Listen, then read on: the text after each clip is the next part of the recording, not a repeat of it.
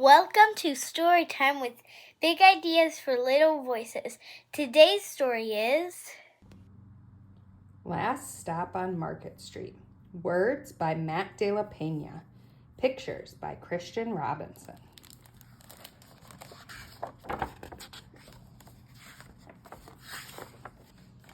CJ pushed through the church doors, skipped down the steps. The outside air smelled like freedom, but it also smelled like rain, which freckled CJ's shirt and dripped down his nose. He ducked under his Nana's umbrella, saying, "How come we gotta wait for the bus in all this wet?" "Trees get thirsty too," his Nana told him. "Don't you see that big one drinking through a straw?" CJ looked for a long time, but never saw a straw. From the bus stop, he watched water pool on flower petals, watched rain patter against the windshield of a nearby car. His friend Colby climbed in and gave CJ a wave and drove off with his dad. "Nana, how come we don't got a car?" "Boy, what do we need a car for? We got a bus that breathes fire, and old Mr. Dennis, who always has a trick for you." The bus creaked to a stop in front of them. It sighed and sagged, and the doors swung open. "What's that I see?" Mr. Dennis asked. He pulled a coin from behind CJ's ear, placed it in his palm. Nana laughed her deep laugh and pushed CJ along. They sat right up front. The man across the way was tuning a guitar. An old woman with curlers had butterflies in a jar. Nana gave everyone a great big smile and a good afternoon. She made sure CJ did the same. The bus lurched forward and stopped, lurched forward and stopped. Nana hummed as she knit. "How come we always gotta go here after church?" CJ said. "Miguel and Colby never have to go nowhere." "I feel sorry for those boys," she told him. "They'll never get a chance to meet Bobo or the sunglass man. And I hear Trixie got herself a brand new hat." CJ stared out the window, feeling sorry for himself. He watched cars zip by on either side, watched a group of boys hop curbs on bikes. A man climbed aboard with a spotted dog. CJ gave up his seat. "How come that man can't see?" "Boy, what do you know about seeing?" Nana told him. "Some people watch the world with their ears." "That's a fact. Their noses, too," the man said, sniffing at the air. "That's a mighty fine perfume you're wearing today, ma'am." Nana squeezed the man's hand and laughed her deep laugh.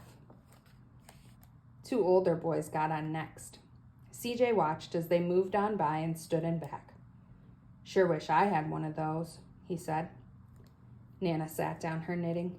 "What for? You got the real live thing sitting across from you. Why don't you ask that man if he'll play us a song?"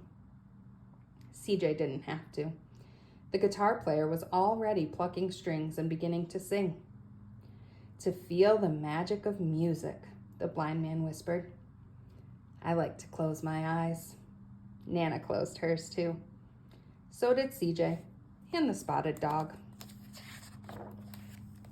And in the darkness, the rhythm lifted CJ out of the bus, out of the busy city. He saw sunset colors swirling over crashing waves, saw a family of hawks slicing through the sky, saw the old woman's butterflies dancing free in the light of the moon.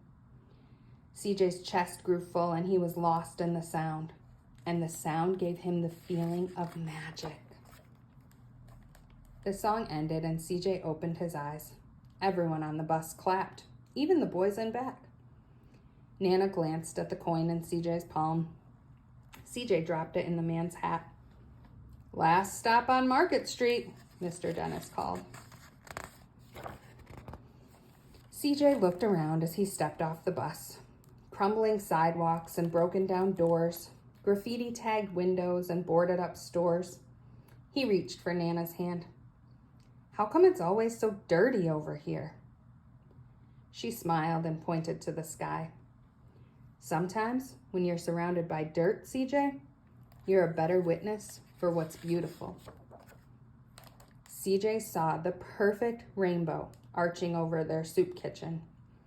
He wondered how his Nana always found beautiful where he never even thought to look. He looked all around them again, at the bus rounding the corner out of sight, and the broken street lamps still lit up bright, and the stray cat shadows moving across the wall. When he spotted their familiar faces in the window, he said, "I'm glad we came." He thought his Nana might laugh her deep laugh, but she didn't. She patted him on the head and told him, "Me too, CJ. Now come on." The end. Thank you for listening. Please like and subscribe. Comment for other books you want us to read.